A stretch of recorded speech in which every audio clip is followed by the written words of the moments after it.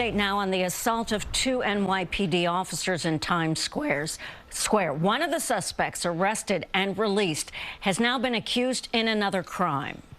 CBS News' Lisa Rozner is live outside Manhattan Criminal Court with more. Lisa.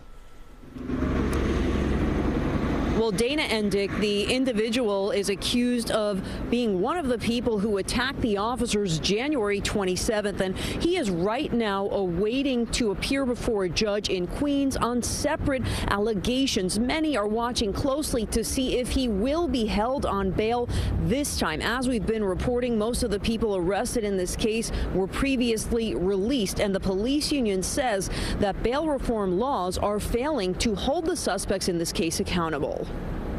The DA says 19-year-old Darwin Andres Gomez-Isquel was seen January 27 on NYPD surveillance video grabbing an officer and kicking another on West 42nd Street. Upon his arrest, he was charged with second-degree assault and released. But Wednesday, cops picked up Isquel again. He was allegedly part of a group that shoplifted at a Macy's in the Queens Center Mall and assaulted an employee Tuesday. Police sources say he allegedly acted as a lookout and faces charges of petty larceny and robbery. He's one of 7 migrants indicted in connection with the Times Square assault on 2 NYPD officers. The law needs to change. Those who assault New York City police officers need to be prosecuted to the fullest extent of the law. The alleged instigator, Yohenry Brito, was released Tuesday on $15,000 bail after being held on Rikers Island for more than a week.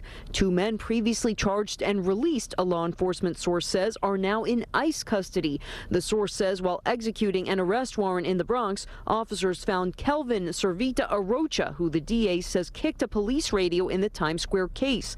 Also taken into custody is Wilson Juarez, who officials say changed jackets with Brito, who had been wearing a bright yellow jacket. I've said all along that I thought that bail should have been requested, given the severity of what they did. Attacking police officers in the city of New York will never be allowed, and we have to send a strong message. Law enforcement sources say Gomez-Isquel, Arocha, and Juarez were part of the group that allegedly fled on a bus to Mexico. The DA says Wednesday's developments prove that was widespread misinformation. Wednesday, cops also picked up 2 additional suspects, including Yarwuin Madris, who the DA says was seen in the red, white, and blue Fila jacket, allegedly grabbing an officer. He was remanded and won't appear in court until next month. So, big picture, the DA says that now a total of 5 people in the case are in custody.